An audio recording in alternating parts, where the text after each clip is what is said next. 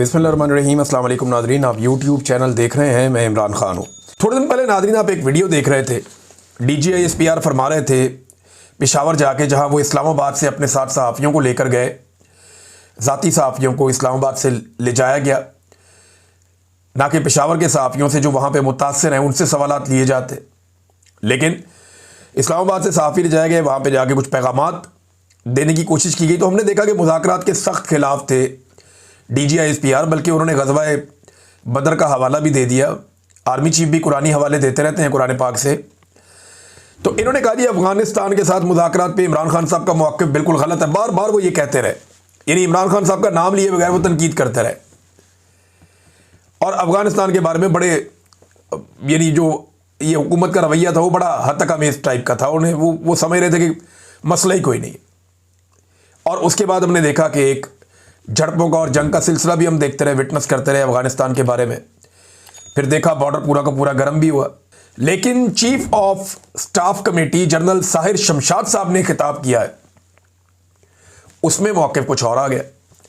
देखिए, पाकिस्तान का अफगानिस्तान और इंडिया को लेकर मौक़िफ़ क्या होना चाहिए, हमने तो जो पिछली कई दहाइयों से देखा कि पाकिस्तान का इंडिया के साथ मौक़िफ़ सख्त होता था, अफगानिस्तान के साथ नरम होता था।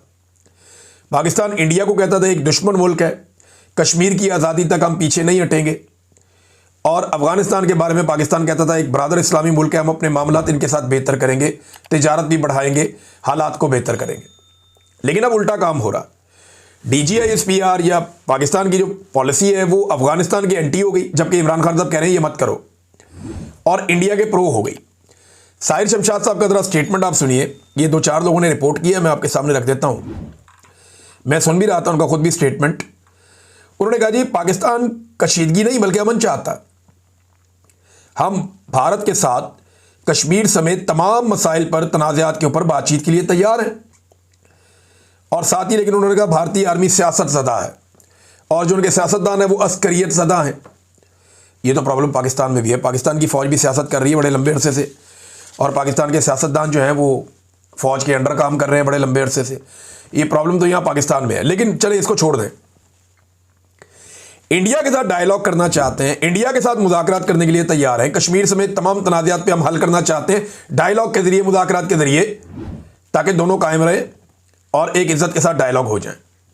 लेकिन अफ़गानिस्तान के साथ डायलॉग नहीं करना चाहते। इंडिया जो बार बार पाकिस्तान पर दहशतगर्दी का इल्ज़ाम लगाता है, इंडिया जो पाकिस्तान के ऊपर बार बार पाबंदियाँ लगवाने की कोशिश करता है, इंडिया जो बार बार पाकिस्तान के ऊपर अटैक करता है झूठे इल्ज़ाम लगा के, उसके साथ कहते हैं कि हमने डायलॉग करना है, मुज़ाकरात करना है, हमारी ये ख्वाहिश है, करना चाहते हैं। लेकिन अफगानिस्तान जो बार बार पाकिस्तान की तरफ हाथ बढ़ाता रहा और इमरान खान साहब कहते रहे कि ये मामला हमारे हाथ से निकल जाएगा, हमें चाहिए कि इनके साथ बैठे, वहां पे हम नफरत फैलाते रहे। तो एक पाकिस्तान की पॉलिसी का कोई समझ नहीं आता कि पाकिस्तान जाना किस तरफ चाहता है और ये पॉलिसी बनाकर चलाना किस तरीके से चाह रहे हैं सारे निज़ाम को। अब एक और खबर देखें नाज़रीन, ये बड़ी इंटरेस्टिंग खबर है। खबर चल रही है कि साद रिजवी साहब के 95 अकाउंट्स पकड़े गए और उनमें कहते हैं जी कुछ सूदी अकाउंट थे और कुछ इतना पैसा और ये और वो, बहुत पकड़ दिया जी। साद रिजवी साहब तहरीक लब्बैक के अकाउंट पकड़े गए जनाब, वो ये कहते हैं। लेकिन सवाल ये है कि अब क्यों पकड़े गए? अगर कोई 2 नंबरी हो रही थी तो अब तो नहीं हो रही, बहुत पहले से हो रही होगी, पहले पकड़ लेते। बेशुमार मौलवी और भी है पाकिस्तान में, उनके अकाउंट क्यों नहीं पकड़े जाते, अब इनके क्यों पकड़े जा रहे हैं? आज का बड़ा सवाल नहीं है, ये नहीं है कि जनाब साद रिजवी के कितने अकाउंट हैं, साद रिजवी के घर से क्या मिला। बड़ा सवाल यह है कि साद रिजवी और उसका भाई ये दोनों गए कहां। बड़ा सवाल यह है कि जो कत्लेआम हुआ मुरीदके में उसमें कितने लोग शहीद हुए। बड़ा सवाल यह है कि उन लोगों की लाशें कहां गई। बड़ा सवाल यह है कि जख्मी कितने और वो कहां हैं। बड़ा सवाल यह है कि क्या इन्होंने आगे से गोली चलाई। हमारे पास तो एक भी विजुअल नहीं है, हमें तो ये निहत्ते नजर आ रहे थे। मुझे इनकी पॉलिसी से इख्तलाफ रहा हमेशा, इनके सियासी तर्ज अमल से इख्तलाफ रहा हमेशा, लेकिन मैं कभी भी इसकी हमायत नहीं कर सकता कि निहत्ते लोगों को घेरा डाल के मार दिया जाए। मैंने पहले भी हमेशा कहा कि नहीं, निहत्ते लोगों को घेरा डाल के मारना मुनासिब बात नहीं है। हाँ, अगर कोई कानून हाथ में ले, गोली चला रहा हो तो आप उसके ऊपर गोली चला सकते हैं, लेकिन इतने सारे बंदे मार दिए। अब जो रिपोर्टें आ रही हैं, जो तरीके लब्बैक के लोग क्लेम कर रहे हैं, वो तो बहुत खौफनाक है। जो समा टीवी ने चलाया, हुकूमती टीवी चैनल ने, एक हुकूमती वजीर है उसका टीवी चैनल है, उसने जो चीज़ें चलाई वो बड़ी खौफनाक है। मरीम नवाज के सिक्योरिटी के शदीद तरीन इशूज़ हो गए हैं, बड़े सीरियस, और उनकी फैमिली के भी बड़े सीरियस इश्यूज हो गए हैं सिक्योरिटी के। अब उन्हें बहुत मोहतात रहना चाहिए और उन्हें मोहतात रहना पड़ेगा, क्योंकि ये एक अजीबोगरीब सिलसिला पंजाब में शुरू कर दिया गया। जिसको दिल किया कत्ल कर दिया, वो पुलिस निकाल निकाल के जेलों से बंदे मारी जा रही है। पुलिस एक के बाद एक इनकाउंटर करती चली जा रही है। सबसे आसान तरीका ढूंढा, बंदा उठाओ, बंदे को कत्ल कर दो। और इतनी कत्लो गारतगिरी के बावजूद पंजाब में कम होना चाहिए ना क्राइम रेट, वो कम नहीं हो रहा, बढ़ रहा है। 11% जराइम में पंजाब में इजाफा हो गया। अब ये क्राइम पता कब होता है ज्यादा? जब लोगों के पास कारोबार नहीं होता, काम नहीं होता, जब लोगों के पास रोजगार नहीं होता, जब गुर्बत बहुत बढ़ती है, मजबूरियां लोगों की बढ़ती हैं, तो बाद औक़ात जराइम इसकी वजह से भी बढ़ते हैं। फिर हमारी पुलिस जराइम को रिपोर्ट भी नहीं करती। लेकिन अब रिपोर्ट जितने हुए हैं उनमें भी आप ये देख लें कि बड़े पैमाने पे जराइम में इजाफा होता चला जा रहा है, कंट्रोल नहीं हो रहा।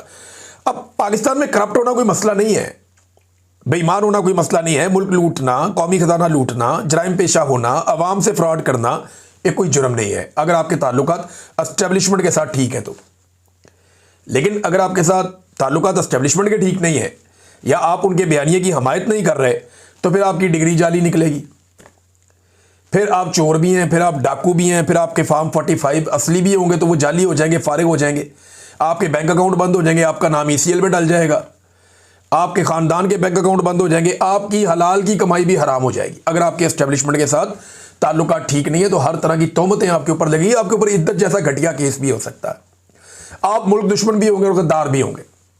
अगर आपने कहीं एस्टेब्लिशमेंट के किसी पॉइंट ऑफ व्यू से इख्तलाफ कर लिया तो फिर यह सब कुछ आपके साथ होगा।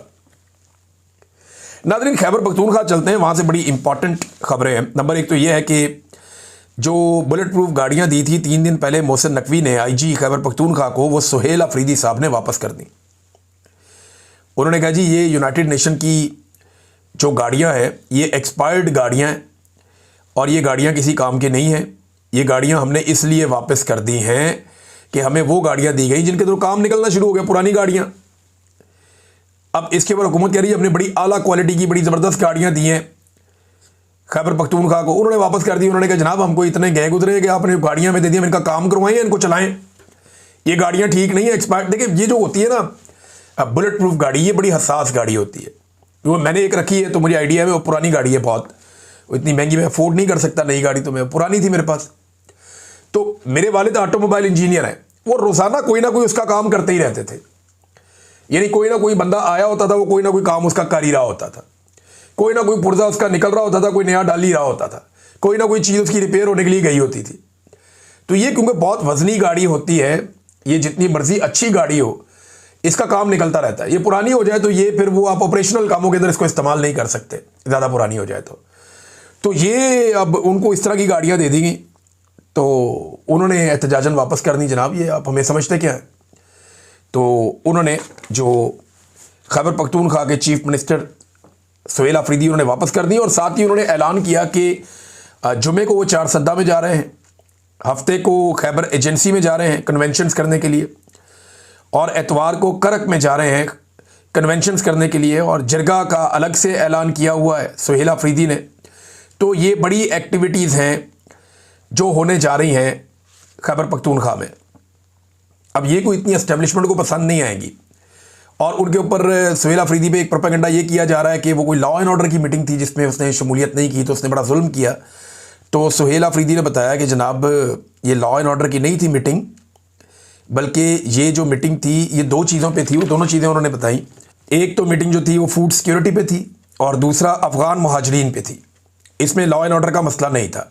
और वैसे भी जुनैद अकबर ने कहा कि जी आप जितनी मर्जी मरतबा बुलाएं हम नहीं जाएंगे जब तक कि इमरान खान की मुलाकात सुहेल अफरीदी से नहीं करवाई जाएगी।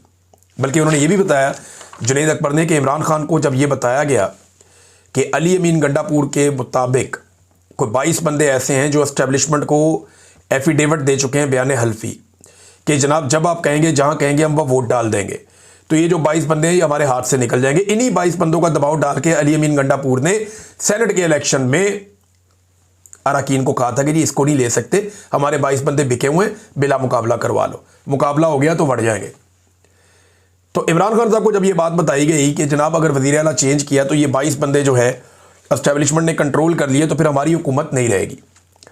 तो इमरान खान साहब का जवाब क्या था ये ज़रा सुन लें कि इमरान खान ने कहा कि मुझे कोई परवाह नहीं है, हुकूमत जाती है तो जाए, कम से कम इन 22 बंदों से हमारी जान छूट जाएगी, हुकूमत की खैर है। ये है जनाब इमरान खान। उसे जेल में बैठ के इस बात की फिक्र ही नहीं है कि हुकूमत जाती है तो जाए। वो कहता है 22 बंदे अगर फ्रॉड करेंगे तो खुद ही भुगतेंगे। एक बंदा भी नहीं मुकरा, एक बंदा लकीर के उस तरफ नहीं गया। ये हालात है नादरीन खैबर पख्तूनख्वा में। एक और चीज़ नादरीन मैं आपके साथ शेयर करता हूँ। एक रोला डाला गया था कि सुहेल अफरीदी के पीछे कायद-ए-आज़म मोहम्मद अली जिन्ना का फ़ोटो नहीं है, और कायद-ए-आज़म का फ़ोटो क्यों हटाया इसका रोला डाला गया था। लेकिन जिन लोगों ने ये शोर मचाया था ना, उन्होंने उस वक्त ये शोर नहीं मचाया जब अखबारात के अंदर फ़ौजी अफसरान की तस्वीरें लग रही थी 14 अगस्त पे, सियासतदानों की लग रही थी, और कायद-ए-आज़म जो बानी पाकिस्तान है उनकी नहीं लग रही थी। किसी ने शोर नहीं मचाया। लेकिन सुहेल अफरीदी के पीछे लगी हुई थी, वो उस फ्रेम से बाहर चली गई तो बहुत रोला डाला गया।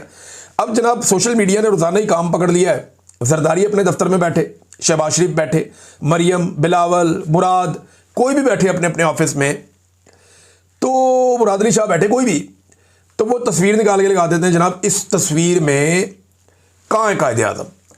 कहीं पे भुट्टो की तस्वीर लगी होगी, कहीं नवाज शरीफ की तस्वीर लगी होगी, कहीं किसी और की लगी होगी, हर जगह से कायद-ए-आज़म गायब है। लेकिन हराम है कि कोई बंदा आवाज़ उठाए इस पर।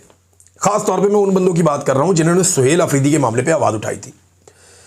देखिए, आवाज़ उठानी है तो फिर आपको सबके खिलाफ उठानी है।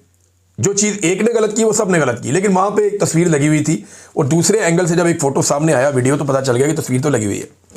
नादरीन, एक और काम किया ये पंजाब हुकूमत ने, और इसको अपने फ़ायदे के लिए वो इस्तेमाल करेंगे। लेकिन मैं आपको ज़रा इसका पोल खोल देता हूँ, ये मेरे साथ फिगर सामने मौजूद हैं। पंजाब हुकूमत ने बड़ी महंगी गाड़ियाँ जनाब तैयार कर ली, और ये गाड़ियाँ मंगवा ली और खड़ी कर दी लाइन में। ये 15 गाड़ियाँ हैं, और इनको एंटी स्मोक व्हीकल्स कह सकते हैं, या एंटी स्मोक गन का आप इसका नाम दे सकते हैं। इन गाड़ियों के ऊपर ना वो लगे होते हैं वाटर बाउजर्स, और पीछे गन लगी होती है जिसके ज़रिए से पानी की बूंदें हवा में छोड़ी जाती हैं, बहुत तेज़ और बहुत फैला के छोड़ी जाती है। तो फुहार नहीं होती, इस तरह छोड़ी जाती हैं, पानी की फुहार छोड़ी जाती है हवा के अंदर। ये जो स्मोक होती है ना, इसके पार्टिकल उसके साथ चिपक जाते हैं और ज़मीन पे जाके बैठ जाते हैं। ये हवा से जितना ऊपर चली जाए वहाँ तक ये कंट्रोल कर देती है, और वक्ती तौर पे जहाँ से ये गुजरती है वहाँ पे थोड़ी देर के लिए स्मोक कम हो जाती है। ये 15 गाड़ियाँ लाके दिखावा किया गया। जनाब हमने बहुत बड़ा कारनामा कर दिया। ये 15 गाड़ियाँ लाहौर का एक टाउन भी नहीं, एक इलाका भी नहीं, एक यूनियन काउंसिल भी नहीं संभाल सकती।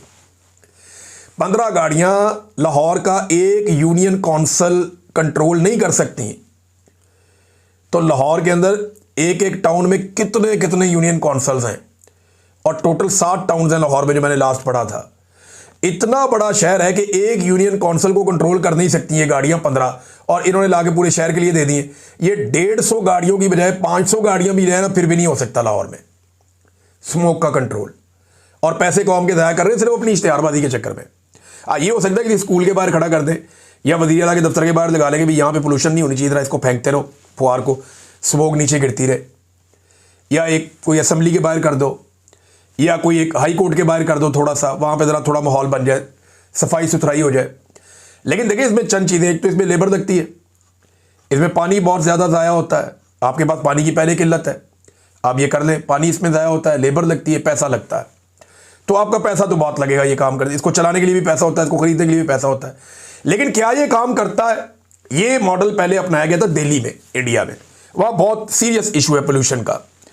दिल्ली ने इसके ऊपर चंद सालों से काम किया, और उन्होंने बहुत सारी जगहों पे ये लगाए। उनकी बेशतर मशीनें ख़राब हो गई, और उनके पास नतीजा ये है कि इसको कामयाब नहीं करार दिया जा सकता वहाँ पे। यानी अभी मैंने खोला, ये मैं एयर क्वालिटी इंडेक्स निकाल के मैंने इसको रिसर्च कर लिया। दिल्ली में जो इस वक्त एयर क्वालिटी इंडेक्स है वो 590, और ख़तरनाक हद तक ज़्यादा है। दूसरा शहर लाहौर है, तीसरा कोलकाता है, चौथा जो है वो ताशकंद है उज़्बेकिस्तान का, पांचवा मुंबई है, छठा कराची है। तो हमारे शहरों की तो बेड़े ही गर्क है, और हमारे शहर जो ख़तरनाक हद तक जो है वो अनहेल्दी है रहने के लिए। अब क्या ये जो गन्स हैं या एंटी स्मोक गन्स, ये जब दिल्ली में काम नहीं कर रही, वो आज भी दुनिया में पोल्यूशन में नंबर 1 शहर है, तो पाकिस्तान में कैसे काम करेंगी?